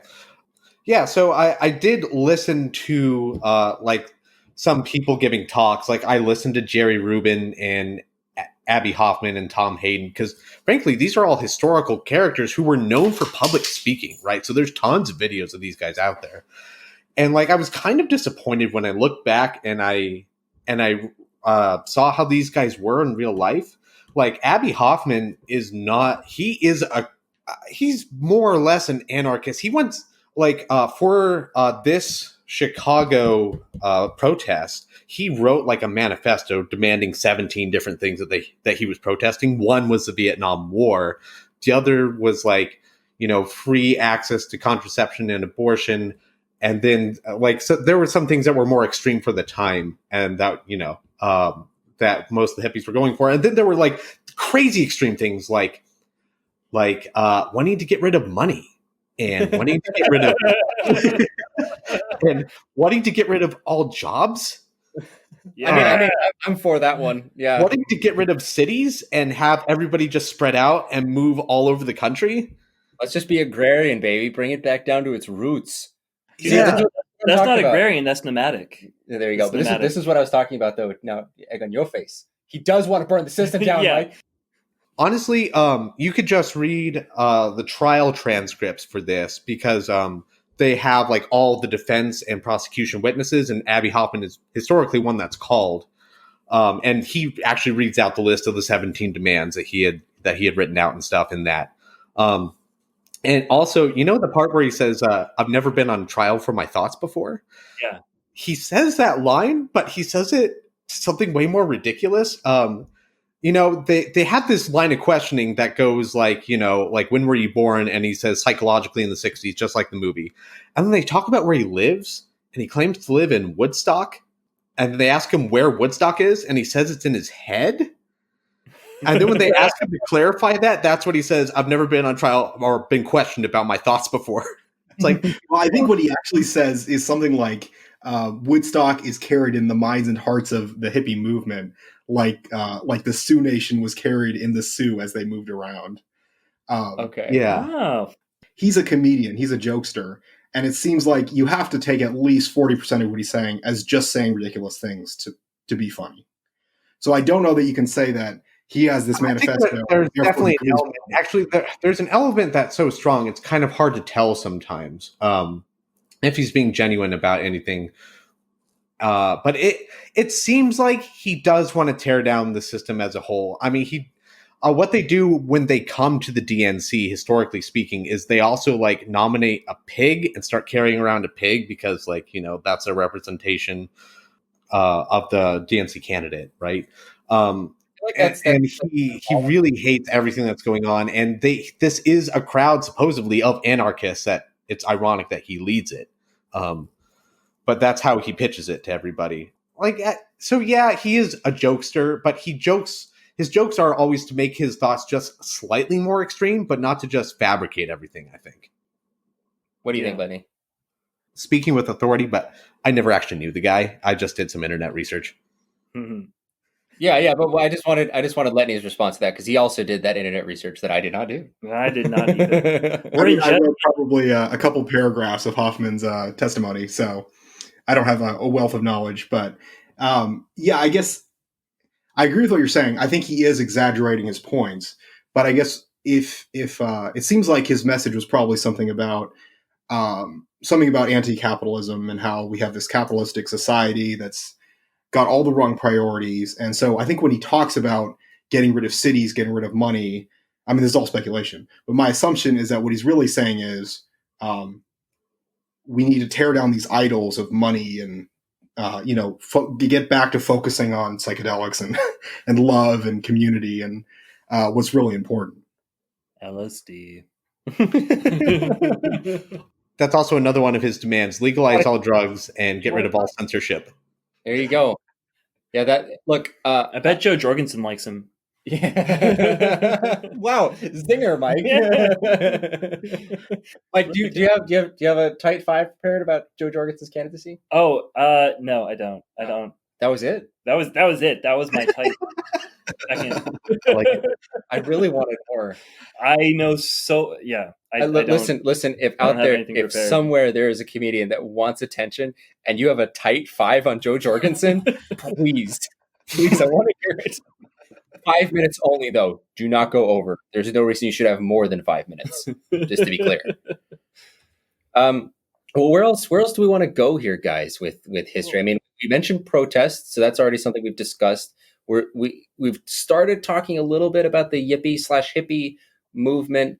I almost think just asking, how deep do we want to go on this? Because we're talking about 1960s America, and this is something that I know one of the most complicated times. Yeah, I guess documents about this that talk about it, and if we all have a direction we'd like to go or one topic we'd like to discuss. Maybe I don't have that, but I have some Not Your Father's Movies fun facts about this that we could perhaps talk about, or maybe I could just spew them out one at a time. Spew away. Yeah. So a couple cool things that I found is during the trial, Abby Hoffman really was known for doing things like wearing the judge's robes and like constantly interrupting the judge over and over again. He has so many counts of what's it called when you disrespect the judge? Yeah, contempt of court. He has so many of them. But one of my favorite stunts that he pulls is apparently objection. Hearsay. Overruled. Oh. So one of my favorite stunts that he pulls is when the prosecution is examining a cop, he realizes it looks really bad what the cop is saying, and he leans over to Kunstler. I think it's Kunstler, and then he's like, "This looks pretty bad for us, doesn't it?" And the Kunstler's like, "Yeah, it really does." He's like, "Hold on, I got this." And then he gets up on the table and does a headstand. And then that night, they were all watching television, and there's just like pictures, the artist representation of what happened in court that day of Abby Hoffman doing a headstand, and that's all that was covered, not the testimony, just that. And he's like, "See, I told you." That's amazing. Also, that line where he says "Father, no," when Julius Hoffman says we're not related, he said something very similar to that. But what he says is, Dad, why have you forsaken me?" Oh, that's a lot deeper. Yeah. Which, well, it implies more religious undertones because a lot of these characters are Jewish, and at one point, Abby Hoffman he calls the judge a Yiddish insult, which basically translates to "you're a bad Jew." So, that could be totally wrong. But the translation I saw in Yiddish. Well, yeah. So if someone wants to school us in the Yiddish, he'll school both of us. Please do. I like that a lot. I like both of those lines a lot.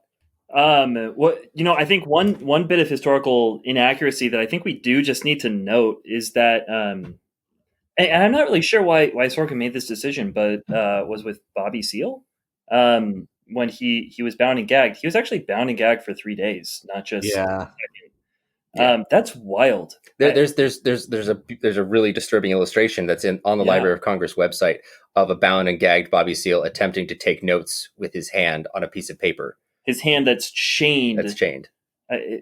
It's unbelievable. Yeah. So, I mean, Richard Schultz, in the little bit of internet research that I did, Richard Schultz didn't actually. They don't think that Richard Schultz is the one who went for the mistrial. They think that it was William Kunstler who got it finally thrown out, and everything happened because of that. But it wasn't. Schultz actually fights it a little bit. He doesn't think that's a reasonable thing to do. Yeah, this whole movie, I think I do have a little frustration with the historical side, which seems like parts of it are just really accurate, or at least as accurate as you can make a movie about it to be. And then there are other things that just seem like I just don't understand why they're there. Like specifically, I think the biggest offender is the ending scene. So what happens in the trial isn't a list of names, and it's not just that Tom Hayden gets up and says something. It's that all 5 of them do. In fact, that's where you get Abby Hoffman's like best lines. You know that, yeah. So you know that line that he says about Abraham Lincoln. Well, he actually has like a ring of presidents that he talks about, and it's really funny. In fact, I think I'll read a little bit of it because I really enjoyed reading this. Thomas Jefferson called for a revolution every 10 years. Thomas Jefferson had an agrarian reform program that made Mao Zedong look like a liberal. I know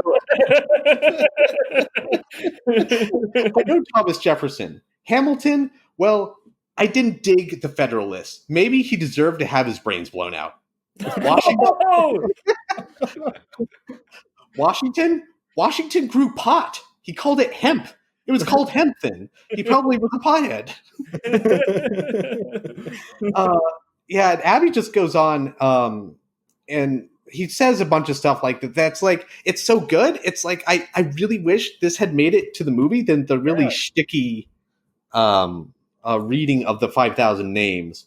And then Rubin, okay, I'm being sentenced to 5 years, not for what I did in Chicago. I did nothing in Chicago. I'm going to jail because I am part of a historical movement and because of my life, the things I am trying to do, because as Abby said, we don't want to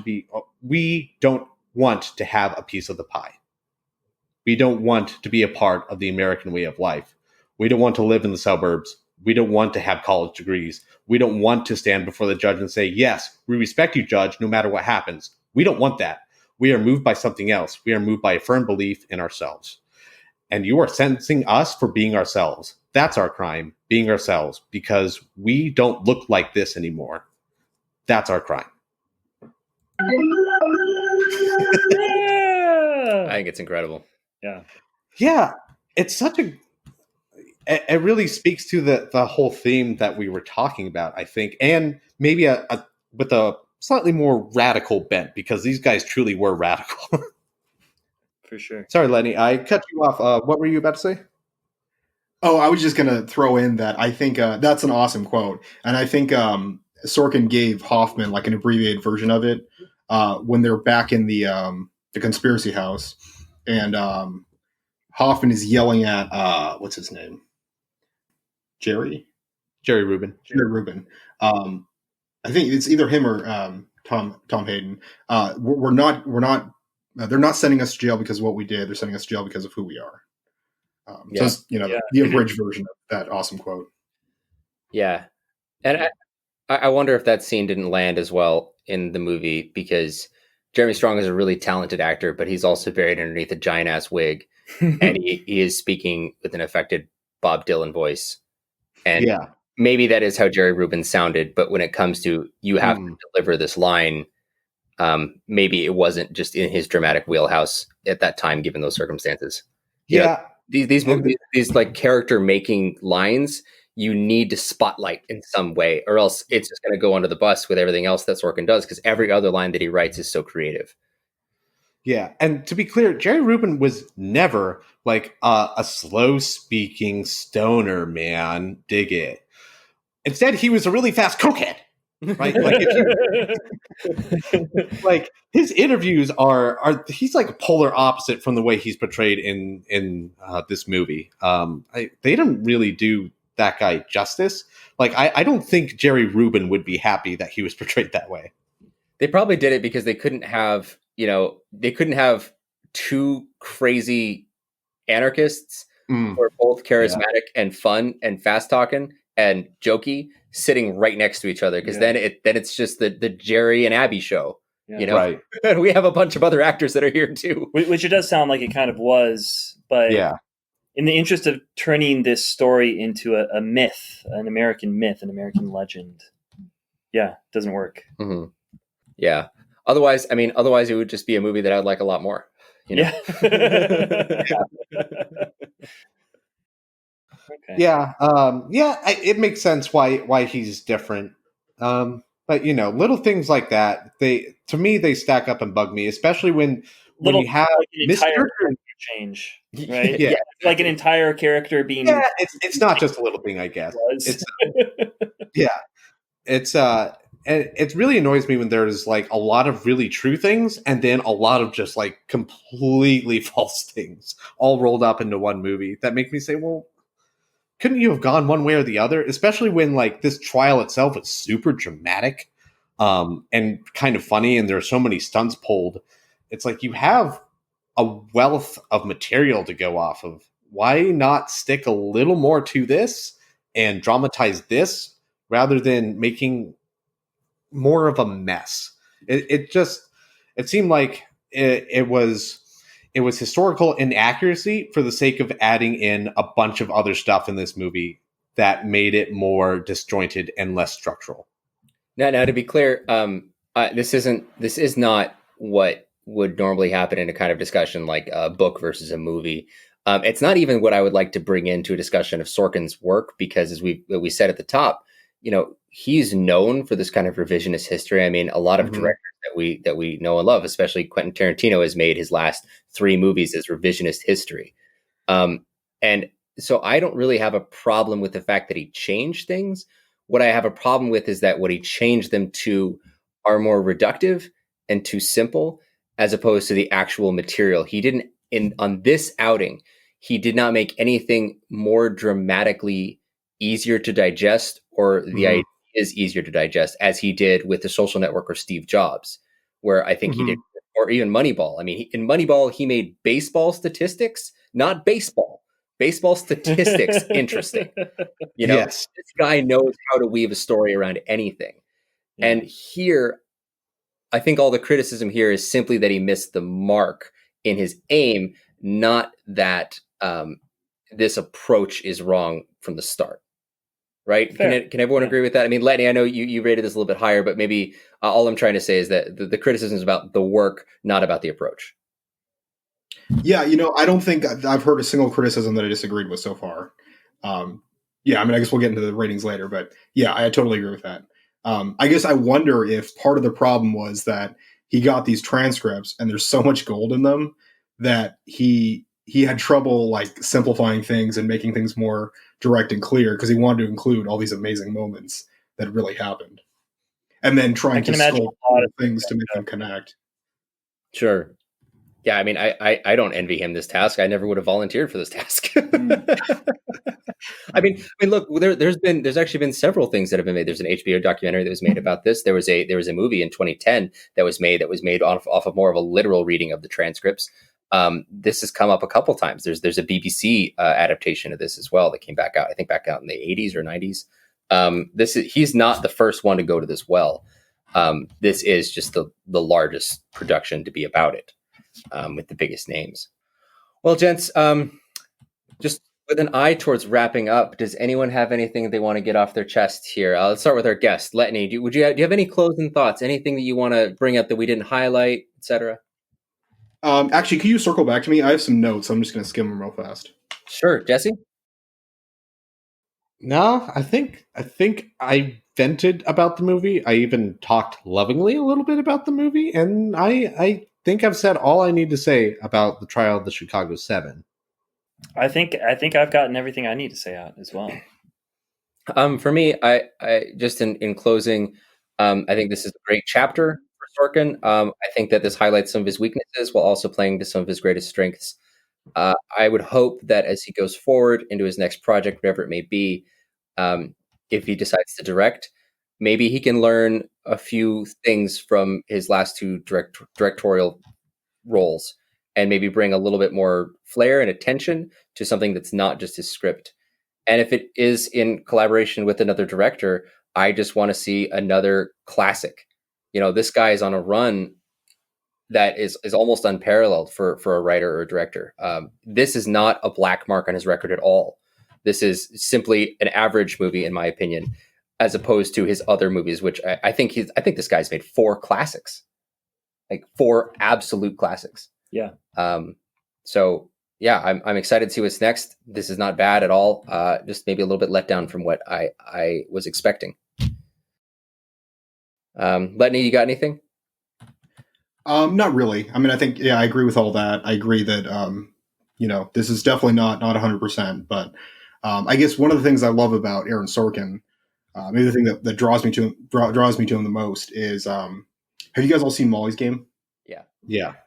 So I don't know if it's the opening scene, but it's near the beginning where she's an Olympic skier and she's doing the voiceover. Oh yeah. I feel like that scene is so iconic and it's so memorable. And I don't know if it's just a combination of the voiceover, the music.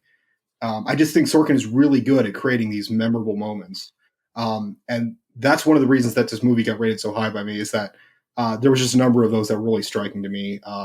Just the dialogue combined with, the protest and some of the visuals. I mean, I know Vito, you were mentioning that scene with Bobby Seale in the beginning, the tracking shot was a letdown for you.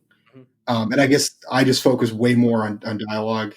That moment between the two of them was a letdown. That whole opening, when it starts to come in, we get the newsreel footage and it introduces us to all the 7. I think was beautifully done. It was just that one bit that was a letdown for me. But otherwise, I'm there with you. Yeah, so I was just saying that. Yeah, like I love those memorable moments, and I think this movie has a lot of them. And guess what, Letney? You're not here on trial for your thoughts, friend. You can like this, and that's completely fine. There's a lot of good reasons to like it. You can be wrong. No one's going to take you to court. I mean, look, I'm kidding. I like this movie too. I mean, look, Hoffman's talking over here, but no, for real, like there's a lot to like here. And if anyone wants to rate this a 5 out of 5, there's enough here, I think, that you can justify it. Yeah. So, Letney, did us talking about this bring your rating down at all? Honestly, a little bit, because I think I saw at least some of the criticisms you guys had, but you guys definitely brought into the forefront a little more. So I'd have to say this drops from a 4.25 to a 4. Okay. Very nice, Jesse. Yeah, it's staying at a solid 3 out of 5 for me, and not a dad movie. Oh wow! Oh yeah! Yeah. That's the other question. That's always the question we got to know: is this a dad movie? I've been thinking about this the whole time. I'm like, I don't know what to say. Well, what do you think? I'm staying at 3.5.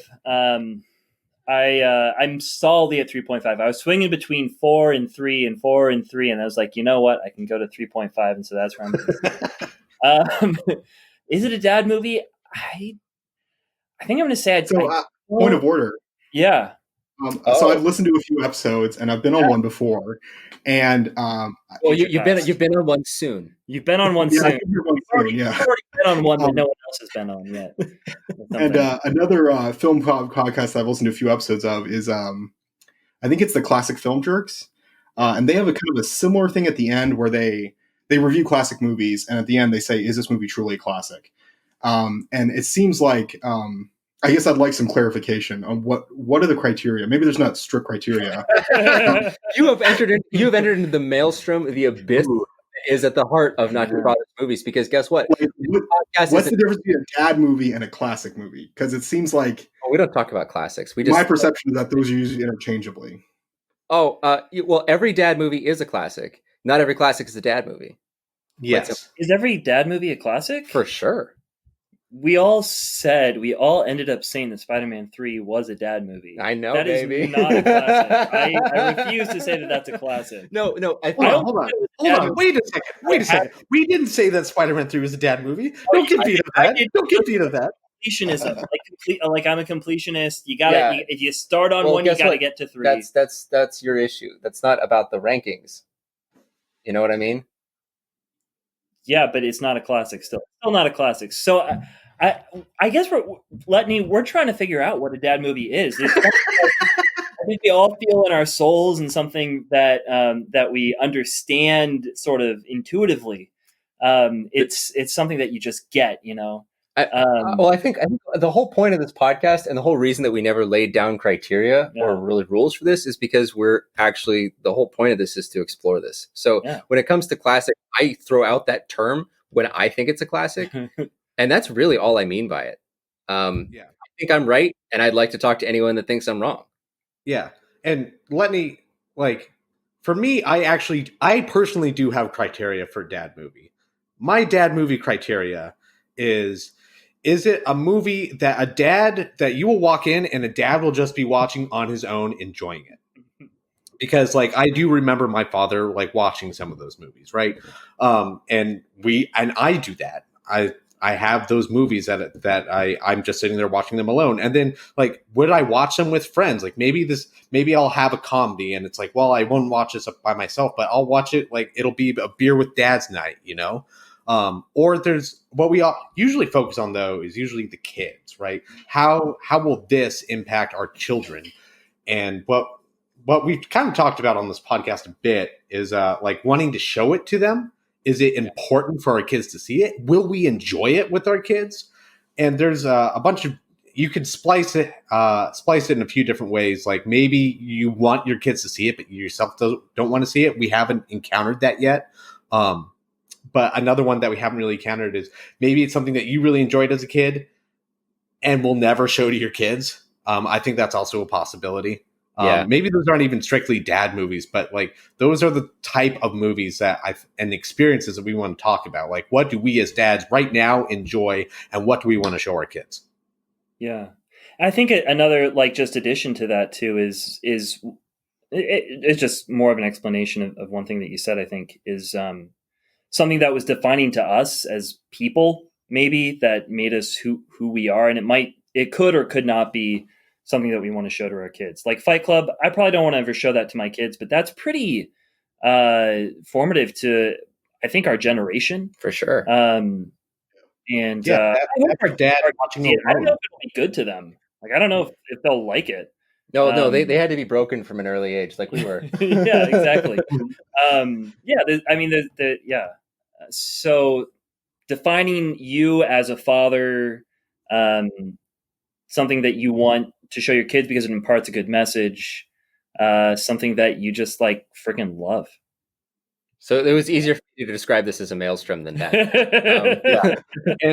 And to circle back to the current movie that we're talking about, this is not a dad movie because it does have some important historical context that maybe I want to talk about, but frankly, I'd rather just sit down and watch a documentary and just bore my kids to tears and say, hey, you need to watch this rather than watching this movie. I think it's too confusing for them to get. And for me personally, I sort of enjoy it. I might watch this again someday, but it's not going to be one of my go-to movies that my kids will see me watching all the time. So that's why I don't classify this as a dad movie.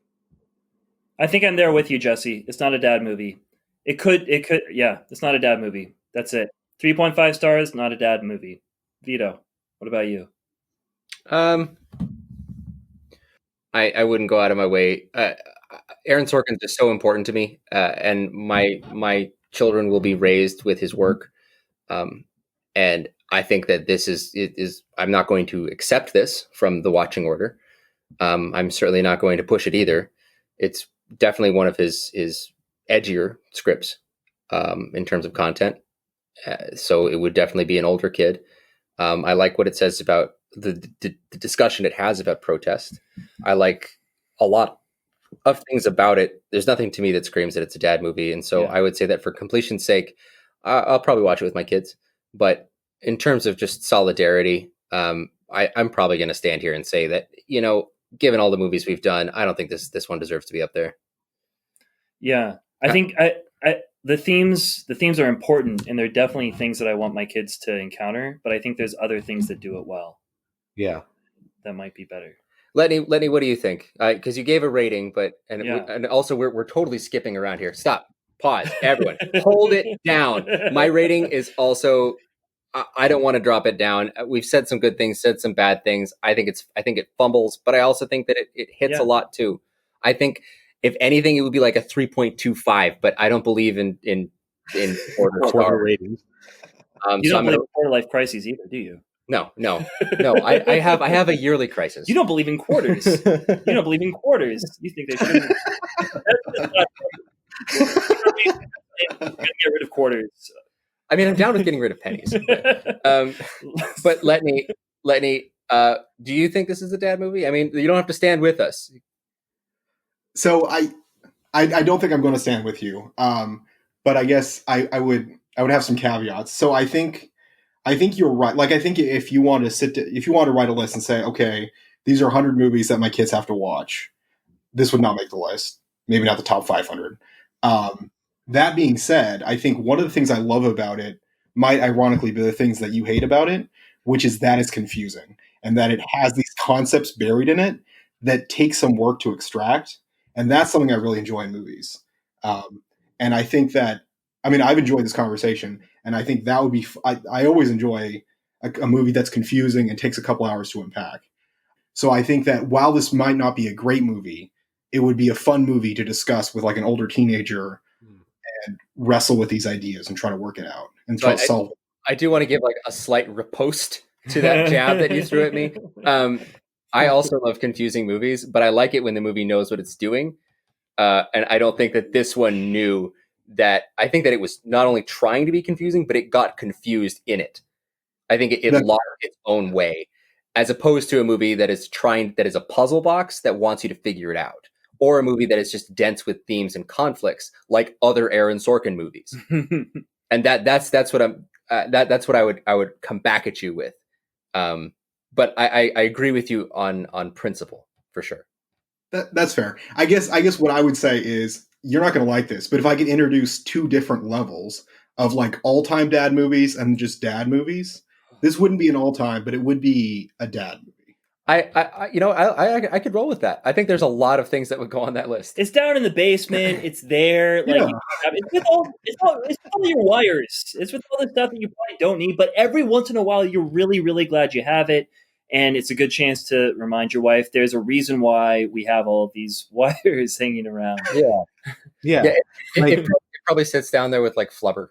You know? If we're gonna pick another movie. Honey, I Shrunk the Kids. Like, well, yeah. I'm gonna let I'm gonna let that one go. Yeah, that's not. I would agree. Yeah. not to be too reductionist, but I just can't come up with another like very complicated film that is about being an American and a human, that is presented in an engaging and fascinating way, that is from a respected and wonderful auteur and author, that I think this is the mark. I can't find it. I do feel really bad that we just compared it to Flubber. Well, you should, but it's on me. Yeah. Sorry, Sorkin. If I ever talk with him, I'll be like, look, guy, it was late at night and I just had to come up with something. You don't compare me to Flubber? Well, that's reductionist. Anyway, all right, I think we got it all out. I think we're all good. Anyone have anything else? I'm good, man. Not a mucho. All right, then for Not Your Father's Movies, I'm Vito. I'm Mike. I'm Letney. I'm Jesse. Thank you all for listening. Good night. Good night. Hey, everyone. This is Mike from Not Your Father's Movies. Thank you so much for listening. If you've got any questions on tonight's episode, thoughts on movies that should or should not be in the dad canon, and most importantly, things Vito got wrong, we'd literally love to hear from you. Shoot us an email with anything you got at notyourfathersmovies@gmail.com. That's notyourfathersmovies@gmail.com. And if that's not enough for you and you want more ways to listen to us, reach us, share us, and support us, check out our website at nyfm.podbean.com. That's nyfm.podbean.com. Shout out to Max Agros for our sick theme music. Thank you, Max, and thank you all again for listening to us. Have a great night.